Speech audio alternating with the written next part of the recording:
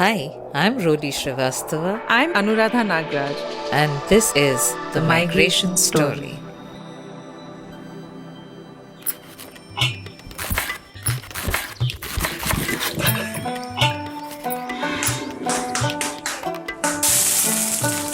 ನಮ್ಮ ಹತ್ರ ನೋಡಿ ಒಂದು ತರಕಾರಿ ಚಟ್ನಿ ಸಾಂಬಾರು ರೈಸು ಆಮೇಲೆ ಉಪ್ಪಿನಕಾಯಿ ಚಟ್ನಿ ಈ ಥರ ಅಂತೂ ಇರುತ್ತೆ ಜೋಳದ ರೊಟ್ಟಿ ರಾಗಿ ರೊಟ್ಟಿ ಅಕ್ಕಿ ರೊಟ್ಟಿ ಮೆಂತ್ಯ chapati. So they have a very spicy chutney.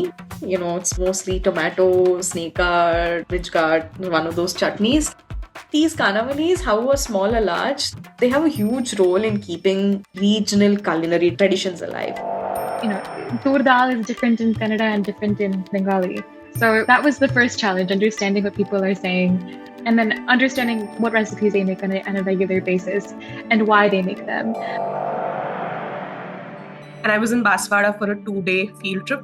So we were out, it was sunny, we were sweating and we were in the open and we were very tired. But then when that food came in, it was so tasty. Eating the first bite, I realized that I have to do a story. So I extended my stay there for another day. And I went to these villages to interact with the people to understand.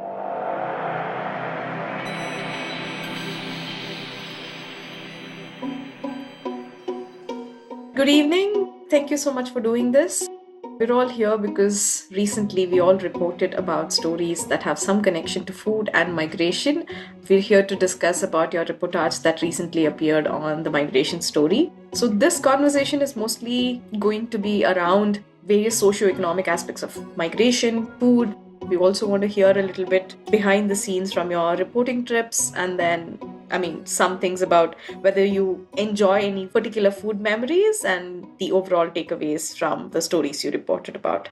So if we're good to go, can we all first begin by discussing how the entire story idea germinated? Where did it come from? How did you ruminate about it? And how did you take to the field? What kind of decisions did that involve? Who wants to go first? Maybe Aishwarya? Okay.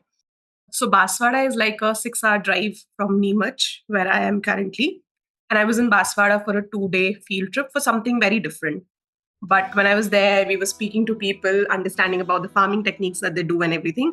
They told me about how they've been sun-drying vegetables, and that's what they've been consuming also. So I got very intrigued, and one of the women there, very kind enough, she actually cooked it for me. She had to go out for a wedding procession, but then she was like, I'll quickly make it for you. And she got me this rotlo, like chapati, not the patla chapati, it's like thick chapati, and the dried vegetable. And that's the photograph also that we've used in the story. And she gave it to me, and it tasted so amazing. So we were out, it was sunny, we were sweating, and we were in the open, and we were very tired. But then when that food came in, it was so tasty. Eating the first bite, I realized that I have to do a story as to why and how of it and everything. So I extended my stay there for another day. And I went to these villages to interact with the people to understand why they've been doing it and how has it been supportive for them and everything. So that's how the story came about. Yeah. You never really pitched it to somebody. It's not something that otherwise you carefully planned, or the story just fell in your lap, basically. It just did. It was just one bite away, one meal away, if we can say. So yeah, it just happened, like the story on the plate, sort of. So yeah.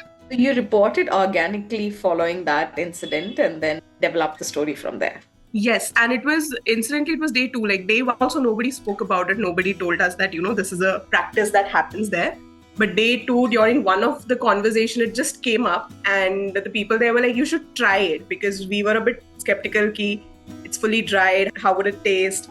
So they were like, you should try it. So they cooked it for us, and I think that's where I knew that there's so much more to know about it and to share about it. So that's how the entire next day I spent just knowing more about it so that I could report the story. Yeah.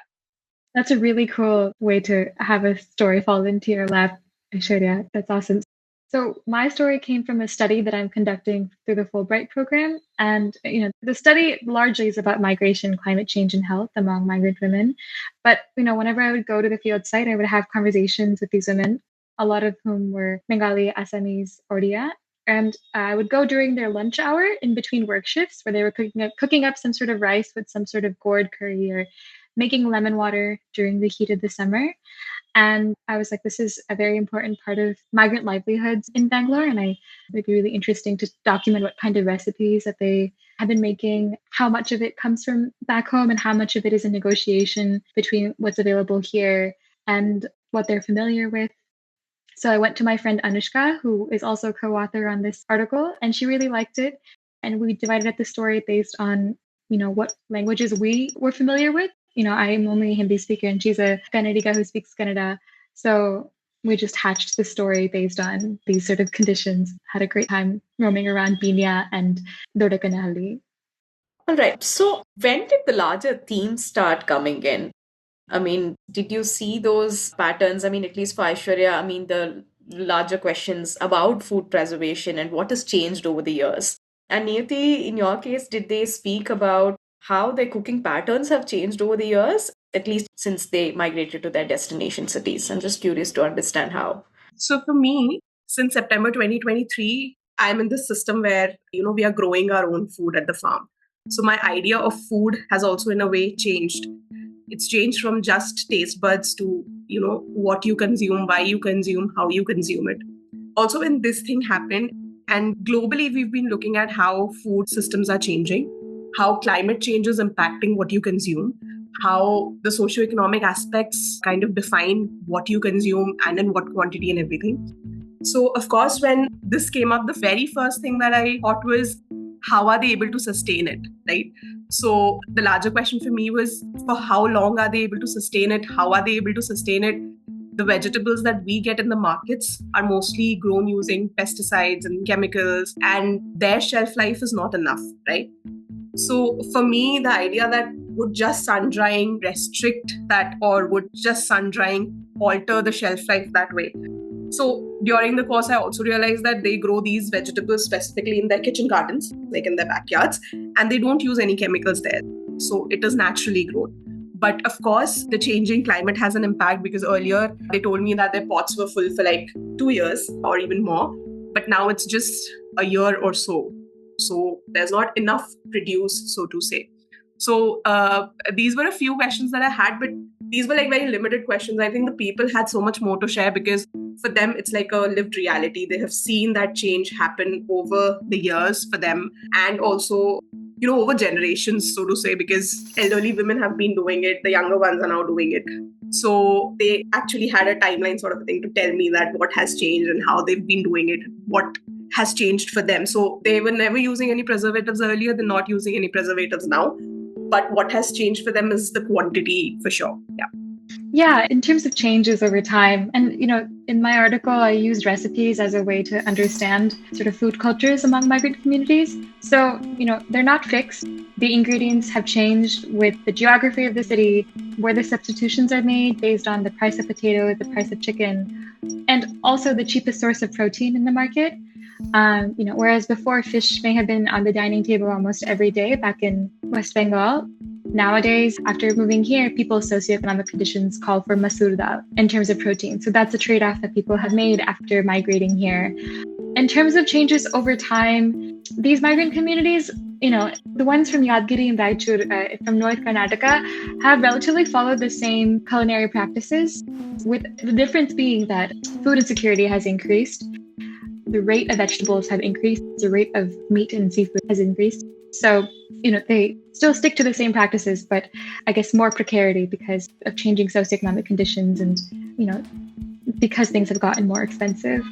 In the Bengali and Assamese and Odia communities at the construction sites, adaptation is the main rule of thumb, it seems, when it comes to cooking. They definitely don't cook the same spread that they used to cook back in their hometowns. And so that's a major modification. And so it's about cost and time efficiency. And so those are some of the changes that I observed. To add to Niyati's point, actually, there's something that even I observed about affordability. So the families tell me that, the prices of vegetables in the market have been going up. But because they have these reserves back at home, they're not dependent on the market as such. So it also helps them in a way that during peak summers and monsoon, specifically in monsoon, where vegetables on the farm are less, so in the market, they're very pricey that way. And it's very difficult for them to afford fresh vegetables. So these sun-dried vegetables really help the families during these very peak seasons of high-cost vegetables, so to say. I also wanted to say, to add on to what you were saying in terms of sort of some hacks, not hacks, I suppose, just ways to make things more affordable when things do get, when people are strapped for money. One community, this North Karnataka community, talked about how they would bring jowar flour from their hometowns because that's what their preference is. And it's also far more affordable in their hometowns than it is in Bangalore. So I guess that's one way that people adapt to rising expenses and also sticking with their cultural practices. I just want to quickly add on to how I found the story. It's about the larger culture of Kanavalis in Karnataka. It's a video story. ಈ hotel open ಮಾಡಿ 8 ವರ್ಷ ಆಯಿತು, ಆದರೆ ನಾನು ಇಲ್ಲಿ 3 ವರ್ಷ ಆಯಿತು ಕೆಲಸ ಮಾಡ್ತಾ ಇದ್ದೀನಿ. ಇಲ್ಲಿನವ್ರು ಇಷ್ಟಪಟ್ಕೊಂಡು ತಿನ್ಬೋದು, ನಮ್ಮದು ಬಿಸ್ನೆಸ್ ಸ್ವಲ್ಪ ಡೆವಲಪ್ ಆಗ್ಬೋದು. ಇಲ್ಲಿ as we are from south Karnataka, ನಮಗೆ ಡೈಲಿ ಸಾಂಬಾರು ರೈಸ್ ಎಲ್ಲ ತಿಂದು we are kind of board of it. ಇದು ಒಂದು ಹೌದು, it is nice, healthy, light ಆಗಿರುತ್ತೆ. ಒಂದು ಕಂಫರ್ಟ್ ಮೀಲ್ ಬೇಕು ಅಂದ ತಕ್ಷಣ ನಮ್ಗೆ ನೆನಪಾಗಿದೆ Basaveshwara Khanavali. And cost wise also it is affordable. ಎಲ್ಲ ಥರ I usually from Andhra, right? So I don't know about this culture and also because of this Karavali only I came to know about this culture and I came to know about I don't know Jolada Roti before. I came to know about Jolada Roti. I tasted it. It's very good actually. And we don't make all these holidays there. So I came to know the new food and I'm exploring the food. The way I went about finding the story, well, I think the earliest memory of me knowing about Kanavalis came from just growing up in that region for a couple of years. My dad's earlier postings were in North Karnataka, so I have some fading memories of some of the star dishes that come from that region. And the sound of women beating and rolling jowar rotis is a graphic image that I couldn't get out of my memory because I've been witness to it since childhood. And then even during my teenage years, I might have done some research and fieldwork that was based in North Karnataka, and I've eaten at a lot of Kanavalis there. Thoroughly enjoyed eating at small scale kitchens which do out jowar roti meals and everything. Obviously, that was part of my research, but then as part of my reportage, I also live in Bangalore. So in a big city like Bangalore, there's one I very frequently go to. It's located very close to where I live and work. What I found interesting was the dynamics of small kitchens and eateries. Most of them are family run. It's a migrant family usually owning the place, paying rent, and then operating these kitchens from very small spaces. There's amazing cost-cutting dynamics. And the entire eating experience, it also mimics homeliness. There's a spirit of community eating. And I thought these Kanavalis, however small or large, they have a huge role in keeping regional culinary traditions alive. So basically, I wanted to explore more in that line of inquiry, and that's how I think I found the story of Kanavalis of Bangalore. Okay, moving on. Can we also quickly discuss the challenge of telling these stories without them just being about recipes and cooking techniques? Obviously, because when it comes to stories related to food, even the choicest of words sometimes are not enough to describe exactly how these communities otherwise eat what they eat, maintain their culinary traditions far away from their native homelands. So how was the challenge like and how did you navigate that? Aishwarya? Yes. So for me, literally after, because I had no pre-research that went into this, it just happened. I just had a day to observe, interact, and learn more about it. So for me, it was more about unpacking multiple themes around that food system. So for me, it was about looking at, they call it Swaraj actually, they call it self-dependence. They say that we're not dependent on the market or anybody for food. So they take pride in the idea that they have been sun-drying vegetables, all kind of vegetables, and preserving them. So nobody in their families can go hungry, even in the worst case scenario. So for me, that was layer one. And then understanding that, so Baswada is a migration-prone district of Rajasthan, and mostly men migrate. At times, families also do. But then women and elderly women, they stay back. So the sun-dried vegetables become a lifeline for them, basically. So to ensure food security, it's very, very important for them. Also to understand it with the lens of migration was important. And like I mentioned earlier, that they have reduced their own dependence on the market also when it comes to affordability. So for instance, when I go to multiple other places, we generally talk about what do you consume or what have you been consuming. And so for instance, there's a story about the only earning member of the family dying. And they tell me how earlier they had rice and vegetable curry. Now they just have rice and potatoes. So the diet has changed for them after the only earning member in the family has passed away. This is from a different story. But here, the food has become a constant in their lives, irrespective of what is changing. So these were some nuances which I tried to unpack. And one of the major challenges was that this has been in practice for them for very long. So for them, it's like कि ये तो हम करते ही हैं, ये तो हम खाते ही हैं. They get into that zone. Oh, this is very normal.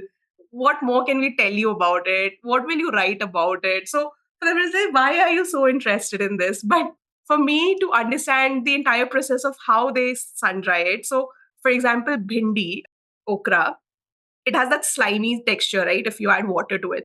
So generally, all the vegetables that they sun dry are first boiled and then sun dried. But with ladyfinger, they do it with buttermilk so that it doesn't become slimy. So it was so interesting. They have their own jugaad for one of the vegetables which can get slimy. So these were things which they found very normal, but I really found very interesting. And I guess people who read it also found it interesting that there are these very simple hacks which they have maneuvered around, and they are ensuring food security throughout the year for their families. So yeah. Wow, Swaraj is so interesting. Yeah, I mean, it's also interestingly termed, right? I mean, awesome.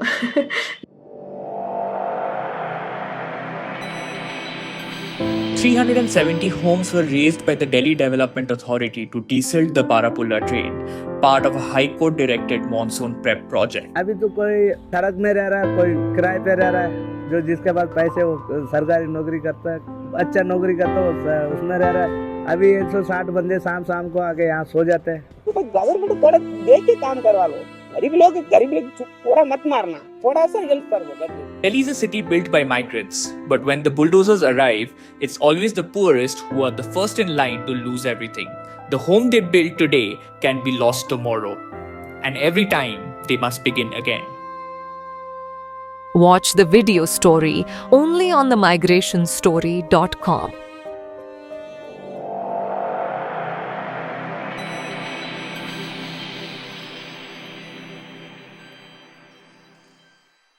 Niyati? Yeah, the initial challenge of telling these stories is that I'm not from any of these communities, mostly arriving in the kitchens with just a bit of background research and, first of all, not knowing how things are pronounced and also not knowing how things are made because, tur dal is different in Kannada and different in Bengali. So that was the first challenge, understanding what people are saying and then understanding what recipes they make on a regular basis and why they make them. I also think, the key to telling these stories is contextualizing food within a broader environment. As Aishwarya said, reveals the lived experiences of these women and what shapes the decisions that women make when visiting the market, what resources and knowledge they tap into when making this decision to cook. Do they bring back grains from the village?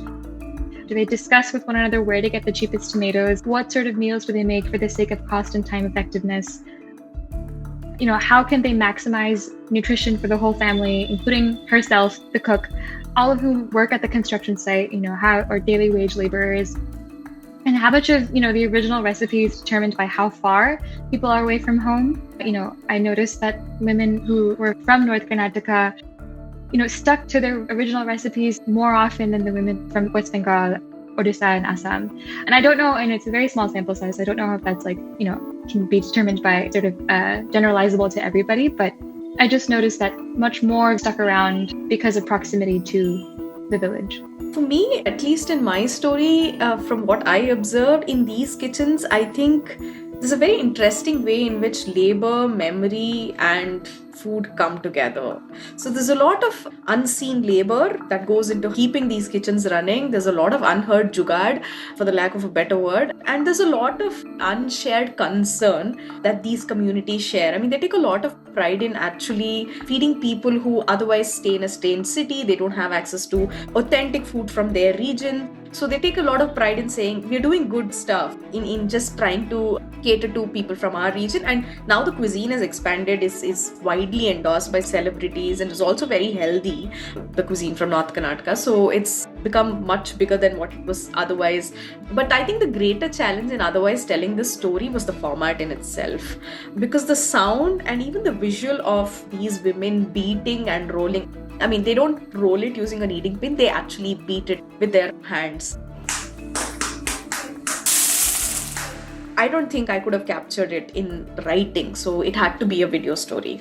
So it had to be evocative. So I think the role of pictures and visuals there, I thought we have to get the sound and visuals of women wearing bangles. Because again, it's a visual that speaks so much more than what you can share using words. So I think deciding the format was one challenge. And then the next one was just getting expert opinion and then gathering statistics that otherwise contextualize the entire story. Because, like I said, the popularity of the cuisine now is much widely known, but it still is a particular culinary tradition of a very, very small arid region of Karnataka. To factor in the history of that cuisine and then how Kanavali started in a big city like Bangalore, I think that was a larger challenge, and then we had to navigate that accordingly. Can we also specifically talk about some of the socio-economic factors that came up during your reportage and then things that caught you otherwise off guard? So Baswada is a Bhil-dominated district. It's the Bhil Adivasis who reside there. And I think I've touched upon this before, but mostly the reserve that you have now decides for how long you'll be able to sustain your families if you run out of food the next year during peak summers or monsoon. So summers, if you visit Baswada, it's all barren. There's hardly any vegetation, hardly any crops, nothing at all. And a lot of these villages are on hilltops, a bit remote. So the nearest market for you is like 6-7 kilometers away. And when men are not around, it's just women. For them to go would be to say hitchhike or take those tempo travelers where a lot of people get together, go to the market together and then come back. For them to also take this tedious journey, go to the market and all of it, this reserve kind of helps them not do that and be home. Again, the point of affordability, for a lot of them, this has been a lifeline throughout major months of the year. So after monsoon, they start drying it. Like winters is a good month for growing vegetables, all kind of vegetables. So then they start sun drying it and then they reserve it for the next couple of months, years together. So basically, it's about affordability, it's about distance, and it's about ensuring food security even when there's not enough food for you in the farm or at home as such. So these were the socioeconomic aspects that I could find. How ancient is this practice? I mean, from what they can recollect. So after doing the story, I realized that this is a practice in a lot of northeastern states as well. So they have actually been doing it for generations now. I mean, they don't know like which generation started doing it, but in a lot of tribal populations, Adivasi communities, they have actually been doing it and sun drying vegetables. So in coastal communities, they do the sun drying of fish, the small fish. In Odisha, we call it sukwa. So that is a very similar practice, right? But that is fish and here it is vegetables. So yeah, that's the only difference. But yeah, it's pretty interesting. Okay, Niyati, some of the socio-economic aspects that were highlighted in your recipes and the conversations you had? Yeah, I think, the intersection of gender and class was very obvious with these recipes. Women took on the task of social reproduction. They spend the most time next to chulhas and gas stoves. They are the ones that nourish their families. And, from asking what, when, how, why a dish is cooked, you can really understand how gender and class contour migrants' lived experiences. How long migrants have been working in Bengaluru, what industries they've taken up jobs in, how much they can allot for a week for food in a given week, and how much of their culinary practices are revised according to local food systems and the demands of their household. The food that women make 2 to 3 times a day fuels work at construction sites and factories, and those earnings are then used to sustain their families, and it's also used to pay for a child's education. It's used to send remittances back home to the village for their grandmother to pay for medical expenses or to put back into the fields. I would also say that, these recipes are indicators of climate distress back in the village, and they're also examples of the lack of portability of rations across state and district borders. Many people migrate because of agricultural losses from drought or in the semi-arid parts of the country, or, because of cyclones in West Bengal or Assam, and they take their recipes with them. And sometimes they take the togri bele dal from the fields where drought is rampant on their way to better income options in Bangalore. And so, the lack of ration portability is also a factor that reveals the challenges with class-related challenges at a very household level. So those are some of the ways I think I saw how gender and class play out in these households. If I'm not wrong, the people from North Karnataka also sun-dry their jowar rotis, right? In an attempt to preserve them for longer. And then I think there's a picture of a person doing that, keeping the rotis on top of a roof in your story. Can you talk more about that? Yeah, I didn't realize this was a practice at all before researching this.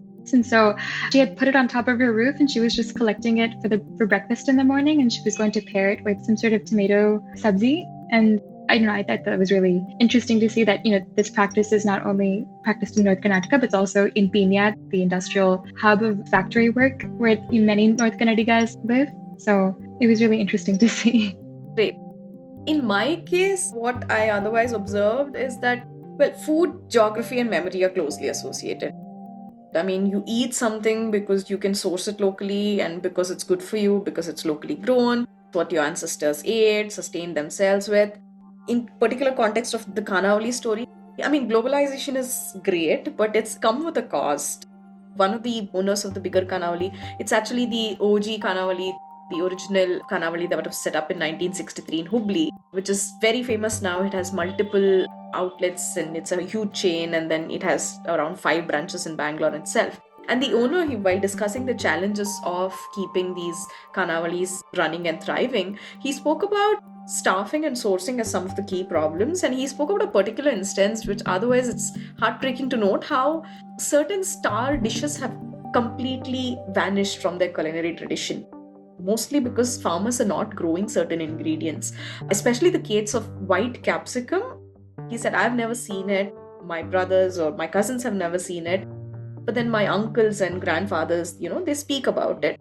It used to be a star. I mean, the side dish made from white capsicum was a major side dish in their thali. But it's become completely extinct now because obviously there was no yield one, and then there were very limited buyers. So it's completely vanished from their cuisine. To source organic and fresh ingredients is the greatest challenge from what I collected as part of my interviews. And the lack of government subsidies to kind of revive this practice or tradition is what he stressed upon. So obviously the challenges were complex at multiple levels, socio-economic levels, and then even culturally. He spoke about staffing issues. So the practice of beating rotis with your hands, it's something that women learn from their mothers by just observing. So today, not many people are able to do it. They mostly roll it and not beat it. So even staffing is a huge problem. And obviously, given the inflation, the profit margins are very low for some of these small-scale Khanavalis, mostly whose kitchens are like 10 into 12 feet, and then they cater to like a very limited customer base as compared to the larger Khanavalis. So it is altering their culinary traditions slowly, but in very, very significant ways. I think that was the greater awakening or greater truth to walk away with. Yeah. All right. So did we also try dishes that we wrote about as part of our reporting, Aishwarya? So I tried it first and then I wrote about it. So and the entire process of cooking it is also interesting because they are sun-dried now and they're like chips, okay? And they keep it in these earthen pots. So they'll first boil it and then add very basic masala to it, say just salt and turmeric and a drop of oil if needed. And if it's not needed, they don't even add oil to it. And you can eat it with rice, you can eat it with chapati, and it was very, very tasty. So yeah. Try like a wide variety of it or just a couple of vegetables. Which was your favorite? I mean, what was your star? So I don't know what it is called in English, but locally here in Malwa region, it's called kachri. So kachri is like a variant of parval in a way, but it's different. So it's called kachri. So I ate kachri and I usually don't like kachri, but this dried kachri was really, really tasty. So I'm planning that whenever we start getting kachri, I'm actually going to sun dry it and eat it rather than cooking it fresh. Yes. Niyati? I tried some jowar roti and some tomato sambar, and I also had this really spicy green chili based chutney. Obviously, jowar roti is very warm, earthy, hearty. Sambar is very acidic, and this green chili was a zinger. It was the spiciest chutney I've ever had at like 7 a.m. and it preserves well. So, people make a bunch of it and then it's paired with some sort of grain, either rice or jowar roti. Everyone laughed when I coughed and plugged a glass of water afterward. And another, I guess, really special moment was One of the first households we visited, this woman was making jowar roti with her hands, very much in the same way that you talked about. And her setup was really beautiful. She had her flour, her rolling board, and her chulha on the side. And the chulha, the wood-fired oven, the night before it had rained, so the logs are wet. And so when you fire wet logs in a chulha, there's a lot of smoke. And people who are not familiar with the degree to which it gets smoggy and smoky, you just end up crying the whole time. So the first 20 minutes of interviews was just me like bawling tears and also eating jowar roti. And so yeah, those are some of the very special like culinary moments that I had there. Your story also talks about a lot of recipes. There are a lot of recipe cards, and that includes both vegetarian and non-vegetarian options. And on Sundays, they cook only potatoes and chicken. My story talks about how people make potato and chicken curry on Sundays, and this community specifically chose potato and chicken. I'm not entirely sure, beyond like affordability and access to these ingredients, I'm not sure why this construction site eats this. Probably because of availability in local markets. But I had a great time watching the whole process, and I was taking videos on the side. I was like, so what masala is this? Why do you use it in this order? Obviously, to enhance flavor, you start with onions. And you start with your potatoes and you fry them up and make them golden, and you remove them on the side, and then you add your whole spices and then your onions and so on and so forth. So people have different ways. And people also use different sort of cooking devices. Some people used a chulha, some people used a gas stove. Obviously, the chulha was more favorable to many people because smoky charred flavor is far superior, in my opinion as well. So it's so interesting to see a particular dish being cooked in so many ways. And then I think your story begins with that. So it's great to read. Did I try the food that we wrote about? Yes, obviously. I think end of the day, I was full to my it's because I had the entire meal twice. Once at the small scale eatery we first shot at, and then later at the large scale Kanavali where we had set up interviews and everything. So the same cuisine twice. But it was also interesting to note the differences in how it's done. At the smaller Kanavali, the food was, obviously it was made in a smaller kitchen. So the dynamics of the kitchen in itself, small kitchen, too many people, too many hands, all coordinating at the same time.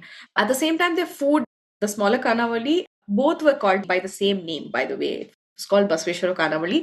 It's named after the 12th century poet and social reformer. And then I don't know if it's riding on somebody's popularity, but then it's just that, Basveshwara Kanavali, the name in itself signifies homely veg food. And that's why they go by that name, is the logic that I was given. In the smaller kitchen, the food menu was obviously limited. Jowar roti, and they've also now expanded to ragi roti and akki roti to cater to different palates, not just people from North Karnataka. So they have a very spicy chutney. It's mostly tomato, snake-guard, ridge-guard, one of those chutneys. They have a mixed grains sabzi, which is fantastic, very healthy. And then a regular vegetable sabzi, that being this thing, and then rice and sambar, and then all kind of buttermilk and everything.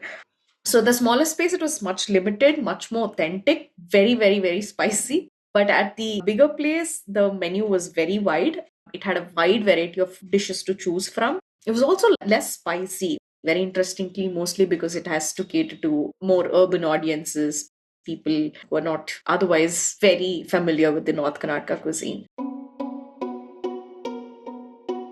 Niyati, you had something to add on? I had a question for you. Did you try any sweets from North Karnataka? Yes. In the smaller place, it was their signature Senga Holge, it is called. It's a sweet dish made of crushed peanuts and then jaggery and everything. It was fantastic. At the larger Kanavali, we had the Bele Holge, which is not specifically from North Karnataka, but then still Holge.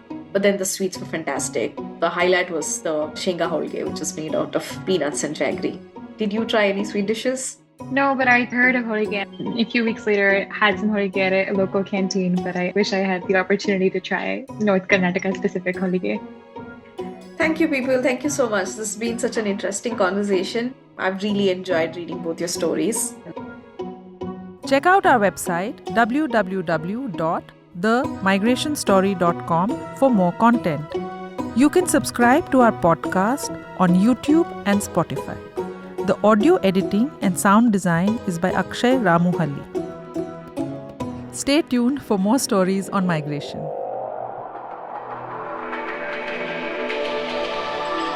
The Migration Story.